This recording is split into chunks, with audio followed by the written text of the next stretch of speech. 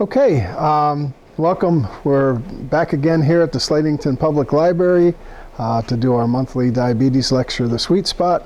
I'm Ed Bechtel from Bechtel's Pharmacy. So here at the Sweet Spot, we emphasize diabetes control and maintenance. Because there are literally thousands of research papers published each year in the field of diabetes, we've narrowed down our hot topics to include recent studies and advancements that we think you'll find interesting and relevant. Just a little review of our basic Sweet Spot truths. Most of us know there are two main types of diabetes. Type 1 diabetes, your body doesn't make insulin. In type 2 diabetes, your body does make insulin, but it doesn't use it properly. If you're not sure which type you have, we can probably tell by what medications you're using. Even though you get diabetes in different ways, the complications from diabetes are the same no matter how you get it. So what should your blood sugar be? A fasting blood sugar, which is usually in the morning before you've eaten breakfast, should be between 80 and 130, or 80 and 125, depending on whose guidelines you're following. And then after you eat, it shouldn't go over 180 milligrams per deciliter. That 180 seems to be that magic number where the excess sugar in the bloodstream causes damage to the nerves and to the blood vessels. So how do we control diabetes? We use a three-pronged approach. Some people call it the three-legged stool approach. The three legs stand for healthy eating, medications, and exercise. You'll see that two of those three are totally under your control, and even the third one, medications, is somewhat under your control. Your doctor can prescribe medications, but unless you take them as prescribed, they're not going to yield the results that you would want.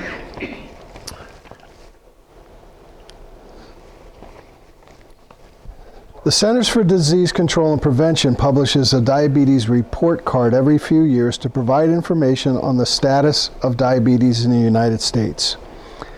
The data can then be used to help focus diabetes prevention and control efforts on the areas of greatest need. In today's class, we'll look at promising diabetes research aimed at preventing, controlling, and managing diabetes in the 30.3 million people currently living with the disease in the United States. The latest diabetes report card was published in 2017, so the next report should be coming out in the next year. Since today's class is focused on research, it's important to note that recent CDC studies show that the prevalence and incidence of diagnosed diabetes is beginning to slow. This doesn't mean that the numbers went down. They're still alarmingly high, but the rate of increase seems to be slowing.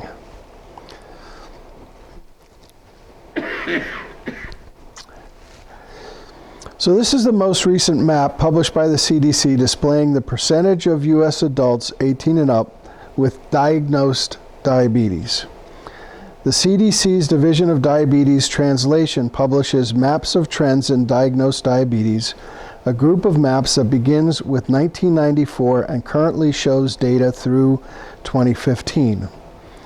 According to the CDC, diabetes prevalence in 1994, no state had prevalence of more than 6%. In 2015, all states exceeded 6%, and 27 of those exceeded 9%. So why is this statistical research so important? Concerned nonprofit organizations, government entities, and research labs can use these maps to identify trends that might eventually lead to a cure. But in the interim, these maps can be used to target areas with the greatest needs for educational and monetary resources.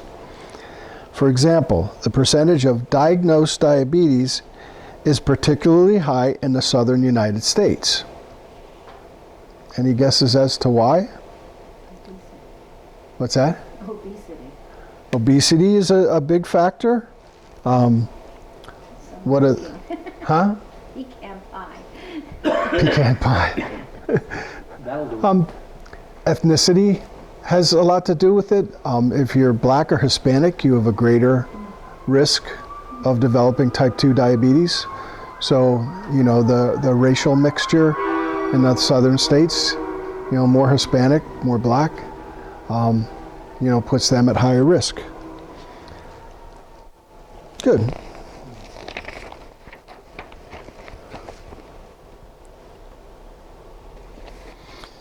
So as we've learned here at the Sweet Spot, patients with type 2 diabetes are at significantly higher risk of developing heart disease. Although increasing insulin levels is important in managing diabetes, too much insulin can contribute to atherosclerosis.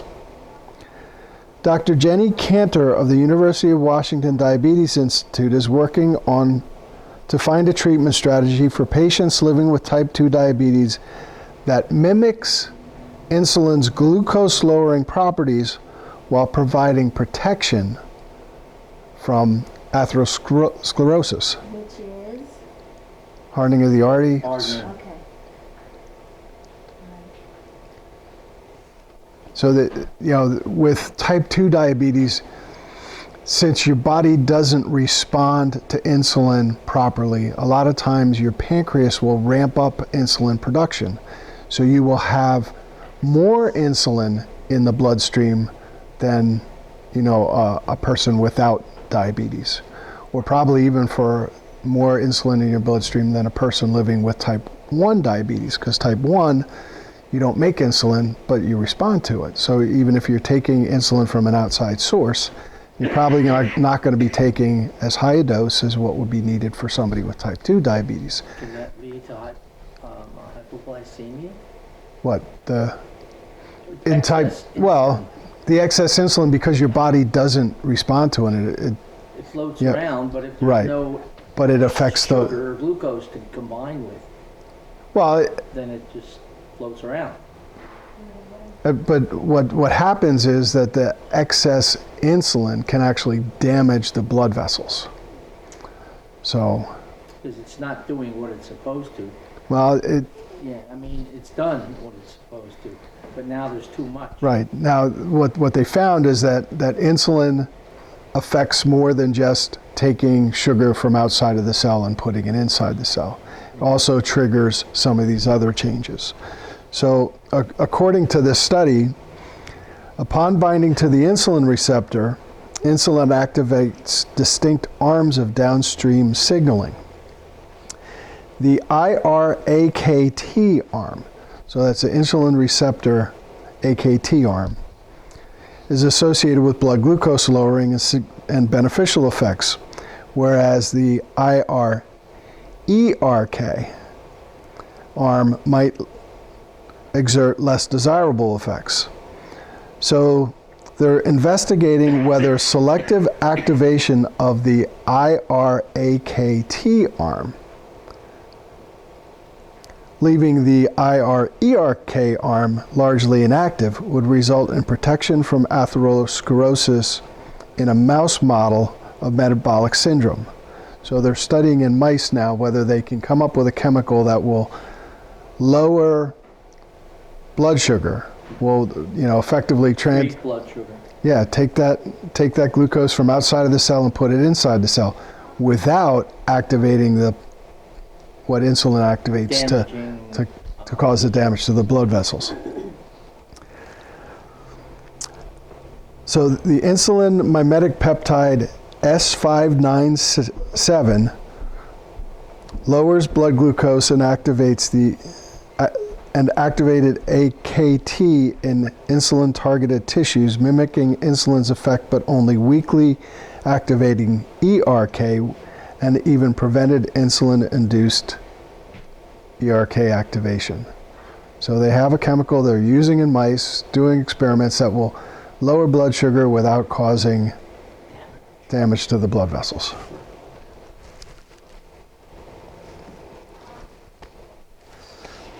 So Dr. Wee Lee of the Bascom Palmer Eye Institute at the University of Miami Miller School of Medicine and his team have recently identified a specific molecule involved in the pathological aspects of diabetic blood vessels that does not impact normal aspects of eye biology.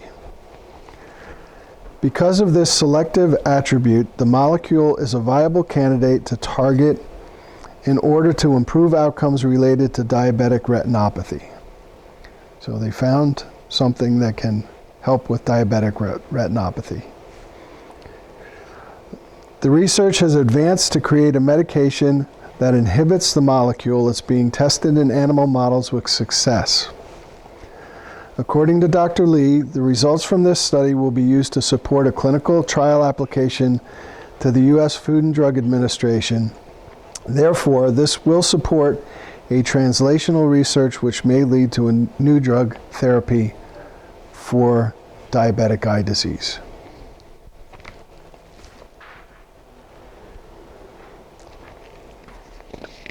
This is a tough topic. What's that? This is a tough topic.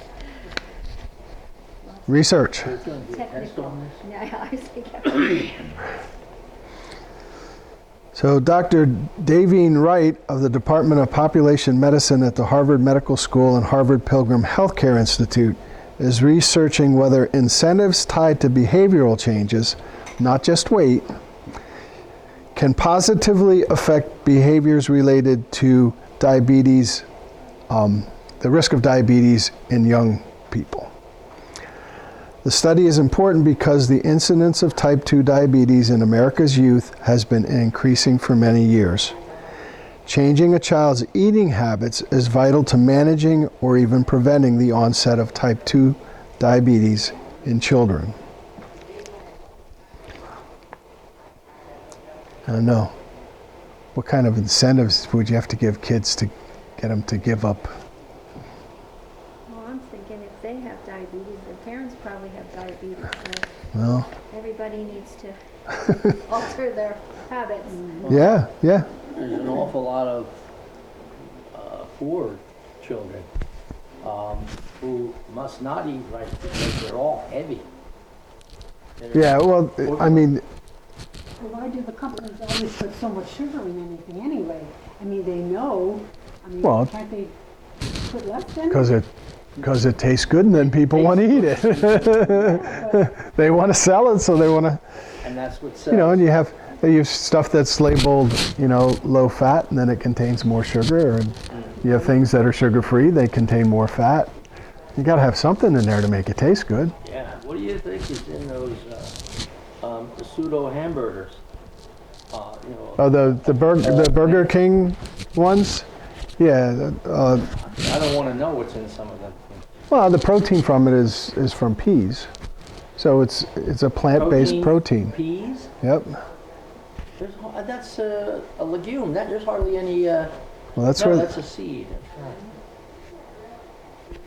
Protein. I guess there's a certain amount. Yeah. Vegetable. Yeah. So that's where they make it. It's a plant-based protein.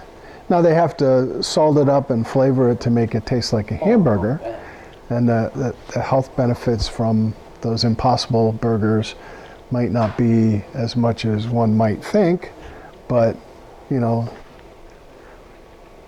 still probably better for you than ground beef.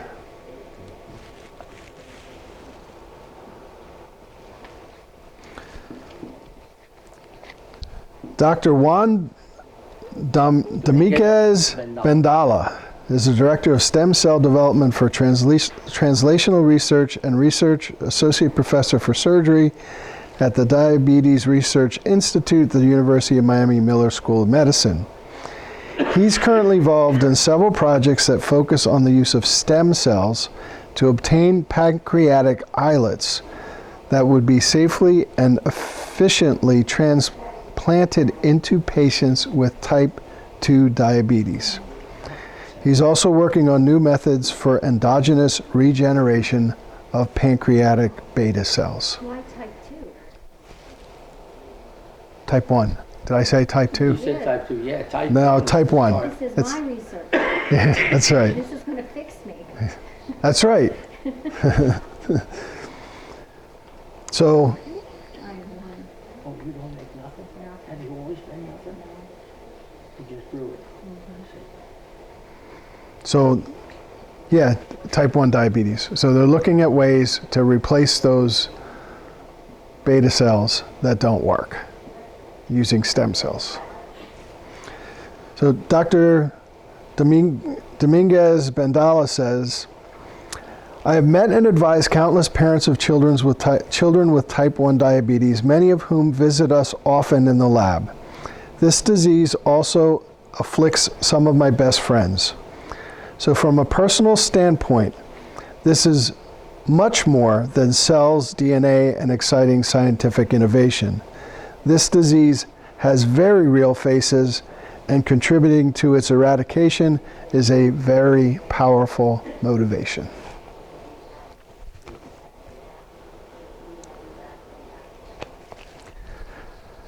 Dr. Rebecca Walker, a health services researcher trained in research methodology and health disparities at the Medical College of Wisconsin, conducts research related to minority populations living with diabetes. This study seeks to gather information about and then test an intervention to improve blood sugar control, dietary intake, self-care management, and quality of life in food insecure African American patients with diabetes. The participants will be mailed weekly culturally appropriate food boxes and receive telephone delivered diabetes education and skills training. This will be one of the first studies focused on the unique needs of food insecure minority populations living with diabetes. Food insecure, people who wake up in the morning not knowing if they're going to get 3 squares or where they're going to come from. Understand. So, and you think about cheap food, I mean, Yeah. ramen noodles, that's great food for a diabetic, right? Oh, yeah. You know, I happen to love it. I mean, of course. cheap, yeah, But it is, it's an inexpensive, that's why yeah. I doctor it up. with, right. A lot of dry So, I mean, when we first bought the house, there were a lot of meatless spaghetti meals till we got, you know, we were paying off the mortgage. So, you know, a lot of inexpensive foods tend to be high carb foods. Yes. So, you know, which is not necessarily the best thing when and a lot of simple carbs. You know, not complex carbs, not whole wheat, whole grain. A lot of packaged foods. You know, poor people are eating a lot of packaged foods, not a lot of fresh foods. And So, fast foods. yeah. So Dr. Walker said, I became interested in diabetes research during my doctoral training, and since that time have become passionate about addressing social determinants of health and health disparities, specifically in individuals with diabetes. Living in one of the most racially segregated cities in the nation, the burden to address the needs of individuals at particularly high risk of poor outcomes has become important to me both personally and professionally.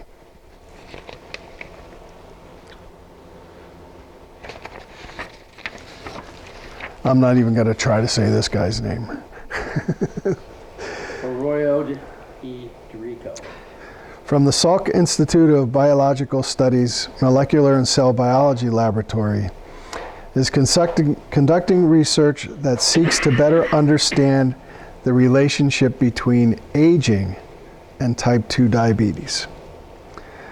Although aging has long been recognized as a risk factor for developing type 2 diabetes, many have assumed that nothing can be done to counteract the damage that our beta cells naturally experience as we age. By examining the age of different cells that reside in organs that control glucose levels, for example, the brain, liver, and pancreas, in mice, Dr. Arroyo E. Dorico found that beta cells in the pancreas are made of both young and old cells. Younger cells had recently undergone cell division. If researchers can determine how to induce the production of those younger, high-functioning beta cells, they could potentially create new treatments for people living with diabetes. Could repopulate the organ. Right. New, what would you call it? Vibrant cells. Are the beta cells the ones that, The beta cells in the islands of Langerhans are the cells that make insulin. okay.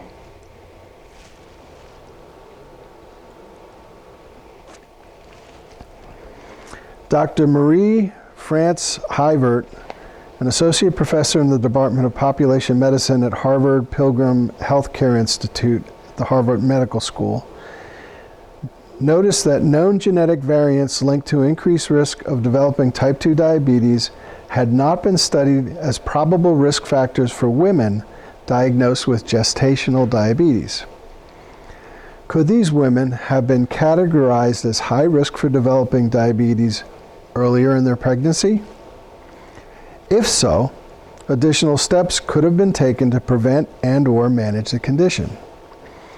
Dr. Hivert's published research found that, yes, genetic determinants of type 2 diabetes outside of pregnancy are also strong risk factors for developing gestational diabetes. That happens to a number of women. You hear them say that, Yeah, during and their pregnancy, they're, right. they were told, well, my sugar is up. Well, what's that mean? Well, it might be temporary for now. Right.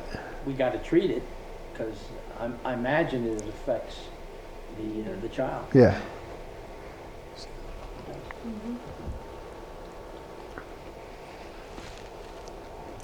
So diabetes